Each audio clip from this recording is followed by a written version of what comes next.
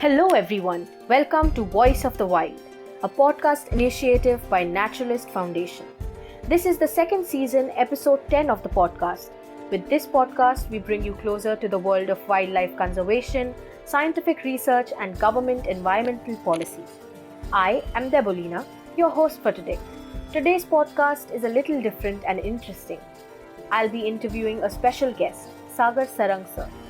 To tell you a bit about him, he completed his undergraduate degree in zoology in 2014, after which he took a break of almost 5 years and used that time to explore biodiversity hotspots in many states around India, including Kerala and Uttarakhand.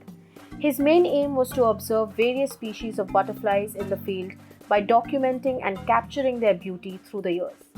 His efforts can also be seen through his articles and in a recently published paper that identifies and documents the forgotten gems of Matheran, the common, rare, and very rare species of butterflies. He is now completing his master's in entomology along with being a Sanskrit teacher. Without waiting any further, let's begin with the interview.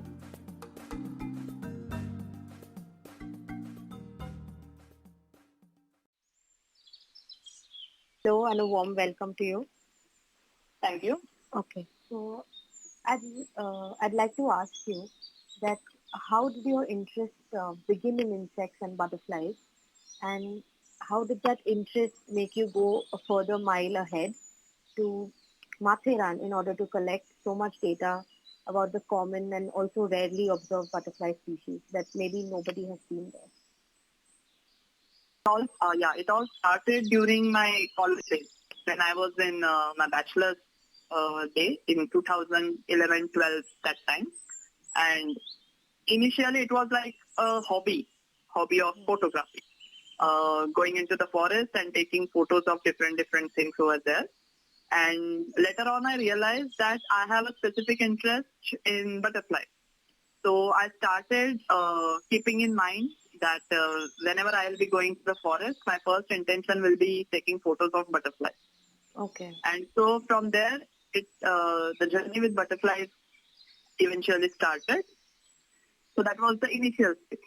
Now, getting into the shape as a paper related to Matheran, it is a totally different story. Me and my friends, means field partners, we can say, we used to go there in Matheran for various purposes. We know very well that Matheran is a biodiverse location, so it has a lot of things to offer you for photography or some research kind of the things, snakes and all, everything. So we used to go there for various things. But every time my first intention was taking photos or knowing about the butterfly activity over there. Yeah. So over the years, we had a lot of photographs. We had a lot of sightings, some important notes from the field of Matheran, basically. And in 2019, last year, during, I guess, March or April, suddenly we came up with the idea, me and my co-author, Mandar Sawant, which is there in the paper. So we came up with the idea, let's compile all this information for 8 years, all the way from 2011 till 2019, to compile it in the form of scientific data. Okay. So giving it as a shape in the form of a checklist. So our basic thought was checklist, to publish a checklist of the Matheran butterfly. All right. That was first thing. And then later on, it became a statistical manuscript due to the help we got from another co-author we have, that is Nikhil Moda. He helped us with the formation of all the statistical things which are there in the paper. So initially it was an idea to put up the information, to put up the sightings, photos, everything that we have seen in the fields of Matheran as a checklist. And later on it came up as a total statistical paper describing the butterflies of Matheran in detail, in thorough detail, we can say. So that was all about the basic journey, starting from a hobby photographer till now as I'm still pursuing photography as my hobby. It is not my profession. It is not my career at all. Okay. So it is still a hobby, but I want to give a different shape to that in that way, in the form of a research paper and all. So that's what the answer for your question, I would say. Okay. It's really inspiring how that small hobby and interest of yours grew so much. And Thank you. you all were able to produce so much data and statistics that now people are able to know about the place. Yes. Okay. My next question would be if you could describe a typical day in your life when you're out in the field observing butterflies or other insects. Obviously, now you cannot do that because of the pandemic. Yeah. But if you Yes. could, how would that be? Okay, means you are asking me like an ideal day to Yeah. yeah, okay. Now, basically, it depends upon the location to which I want to visit. I have so many locations in my mind. If you are aware that the people who are into butterflies from India, basically, they have the main attraction to visit Northeast because Northeast has the maximum number of butterfly species in India. Okay. So, obviously, in initial days, I used to have this dream to visit Northeast. And that dream came true in 2015. And that visit, Namdapha visit, is always a kind of dream to me. And even if you tell me to imagine a day out with butterflies, obviously it would be a day in somewhere in Northeast. Any place which will be rich in butterflies, which will be rich, having a rich forested areas and all. So yeah, that will be my ideal visit to the butterfly place. Like a rich biodiversity of butterflies or Yes. Okay. One question that was very interesting is that we already know that you love butterflies and that's your passion. But other than butterflies, which other insect or insects intrigue you most? And if you got a chance to work with them, uh, in your future from the class Insecta, which one would it be? Okay, now from class Insecta, I have interest in odonets, dragonflies, damselflies, and cicadas as well. But apart from Insecta, after butterflies, I have a very, what we can say, intense love for spiders. Okay. So spiders are another creature that I really love a lot, and I would love to work on spiders if I ever get a chance. I'm not well versed with the biology of spiders in that detail, but still, if in future I would like to work upon something from insects, it would be cicada, first choice, odonet, and other than insects, obviously it would be spiders. Okay. Hopefully you can work on them in the future so we can get that information too from you. Yeah, let's hope for that. Yes. Just jumping a little off topic, a little serious question. We have been observing that there are many environmental changes going on right now, like global warming, habitat degradation, and that can really harm nature, and the diversity of many organisms also are affected by that. Yes. So keeping that in mind, how do insects and butterflies really get affected in such situations? Okay. Now, to be very frank, we know very well that the microfauna, or we can say the small creatures, like insects, spiders and all, most of the time they get neglected whenever we talk about such topics. Okay, like harm to the environment or their importance to the environment and all. So we should know very well that each and every creature has some other role in the nature. Yes. So in the same manner, all the insects, specifically butterflies, they have the role to pollinate. Pollination is one of the very important activity that happens in nature, isn't it? So because of that, we get to see so many what we can say, the vegetations around us. So that for that, at some level, we can't actually predict or we can't actually confirm how much percent would the butterfly will be helpful to that particular thing. But obviously, they have some role in this. And because of this, what we can say, all the global warming things or any environmental things which are happening around us, which are negative, having negative impact on them, on creatures, obviously they are playing harmful effects on butterflies as well. their migration is getting affected. So ultimately the pollination is not getting the migrated route from one place to the another, because because of the migration of butterflies, ultimately the pollination is happening from one place to another as well. Yes. So that is also an important thing. So since butterflies are getting affected due to the loss of habitat, due to the loss of their host plants, as we know, butterflies are mainly dependent upon the plants Yes. for their survival at certain stage. So since the plants are getting affected, they are getting polluted, they are getting, because of the deforestation and all everything, tree cutting and all, obviously the host plants are becoming scarce day by day, and that is affecting different species of butterflies. So yes, even if they are the small ones in size, as per the big creatures are concerned, mammals and birds, yes, they are having some negative impact on them because of the natural hazards happening around us, man-made or natural, whatever. And obviously, since their lives are getting affected, even our lives will be getting affected in future. Yes. If you know, it is said by many scientists that if the bees will be, what we can say, if they go extinct, Yes. it will no longer be a survival period for humans to go extinct, isn't it? Yes. Humans will be That's extinct true. within hardly few years after the bees.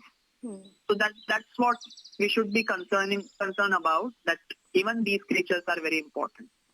Like for the ecosystem to function properly and flourish, even humans, Yeah, every small creature has to play a part. And if that is getting cut off, then everyone is going to suffer in the end. indeed, yes. Yes. Okay. Could you tell us a little about butterfly gardening that people are talking a lot about these days? Okay. Now, butterfly gardening, when I started in 2011-12, at that time, this concept was not actually very famous. I remember in those days, hardly 2 or 3 butterfly gardens were there in India. Okay. Yes. One is there in Thane, Ovrekarwadi, we know very well. And there was one in the Mangalore, Sammilan's Butterfly Park. So that time it was not a famous idea.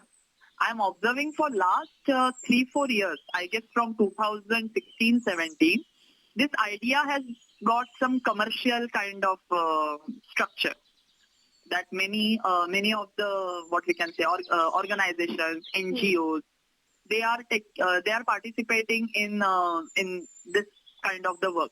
Not only that, I got to know that many government bodies are also getting them included in this particular task to make butterfly gardens in the wildlife sanctuaries or the protected areas which are coming under their governance.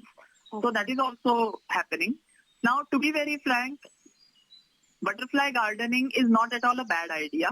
It is a good thing. If you have property with you, if you can manage the expenses of that, or if it is already managed by the government, obviously it's a good idea, because it will enhance certain aspects which are related to butterflies. Okay, but Yes. ideally you should be knowing what is sustainable. Yes. Now, instead of including the plants which are exotic, or the plants which are they are playing the role as a weed, they are destroying the native plants and all. They are taking place of the native plants. Such plants should be avoided during this kind of the operation. On the other side, along with the butterfly garden, you can also promote the option of using native plants. So ultimately, it is not helping the butterflies, it is also helping the plants. Native plants are getting celebrated, they are getting more and more concern, and that will be much helpful in future. Because indeed, protection of the native plants is very important, and butterfly gardening can be one of the best options to do this, to conserve the native plants which are present in our country. So that is my positive thought about butterfly gardening. Basically, I don't have any negative opinion about this practice if it is shaped in a proper manner. Yes, so people are adopting this and planting more and more local plants, which is also helpful for That is other really insects. Yes. needed. Yes. So for someone living in Mumbai city who is interested in it, could you tell us a little about the common butterflies we can observe here and recommend some of their larval host plants? Okay. Now, in Mumbai, we have 175 butterflies in total. Okay. Some common ones we know very well, like almost everyone who is aware about butterflies, they know that there are crows. Yes. Then we have tigers, though the names are from mammals and birds, but we have the Yes. butterflies also. So, barons are there. Even some other common ones like tawny coaster and all. These are the common butterflies. And for them, even the host plants are very commonly available. We have Pongamia, we have the mango, which is very common plant. Then many plants belonging to the ficus, for example, are very own banyan tree, then people tree and all, fig tree, everything. Even the various flowering trees are very important for butterflies, like Pithecolobium, then Pongamia and all. So these plants are like they are native as well. Many of them are native, and they are very good for other things as well. They not only provide food to the butterflies, but they also provide things which are important to humans. Let's take example of mango. Mango is also a plant which is commercially important. So it is a host plant to the butterflies, common butterflies as well. Yes. And it is also giving something which has a commercial value for humans. Providing a product. Yeah. Yes. So that is something people should think in a logical manner while doing all these things, while handling all these things, while dealing with butterflies in city area as well. And in Mumbai, to be very frank, we can easily manage anything related to butterflies. If the person is thinking in a logical way, if the person is thinking some sustainable thoughts in his mind. Okay. Thank you. Yeah. And lastly, for someone aspiring to be an entomologist, could you share some learning tips or books that we could even begin with? Okay. Now I'm not an entomologist. I'm still completing my studies with master. But it is my second year. Expertise in butterflies is a lot, so. Okay, thank you. But to be very frank, it is not only for insects or it is not only as an entomologist. For anyone who wish to pursue something related to the field biology or field work, we can say, that person, first thing should have is consistency. Consistency and the regularity to be there in the field. Just obtaining the degree, the higher degree is not good. There are people who have higher degrees, but they have no knowledge with the field. Having only the bookish knowledge is never enough.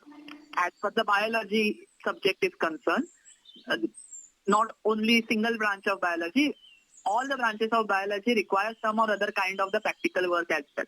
In our field, in the field biology, obviously it is to go in the field and observe something. So everyone who is now getting into this field, into the field of biology, so that person should have a consistency to visit the field, to work there, and to regularly maintain that work throughout his academic years and all. And he should also take guidance from elders. He should also take guidance from experts which are there, and try to, try to enhance his skills, various kinds of skills. Now youth have very many options with them. Many digital options are available to them. So they should try to use all of them while promoting themselves or while developing themselves. So that's what I would like to say, that always be regular, always be consistent about your field work to become a good person in field biology, not only entomology. Yes. Thank you so much, sir.